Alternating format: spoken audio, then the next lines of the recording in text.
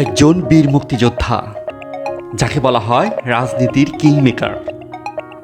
তিনি একজন পরশ পাথর, যার ছোঁয়ায় সাবেক এমপি মমতাজ বেগম 3 বারের সংসদ সদস্য। মুশফিকুর রহমান খান হান্নান হয়েছিলেন উপজেলা চেয়ারম্যান।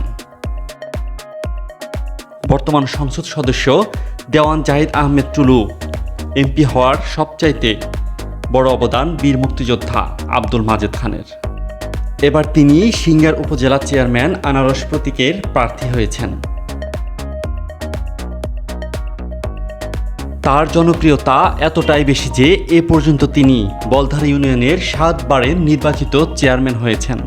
সাধারণ মানুষ ও সকল দলের নেতাকর্মীদের জরিপে ভোটের মাঠে 60 থেকে 70% ভোটে এগিয়ে আছেন প্রবীণ, দক্ষ এবং চৌকস নেতা বীর মুক্তিযোদ্ধা আলহাজ আব্দুল মাজেদ খান।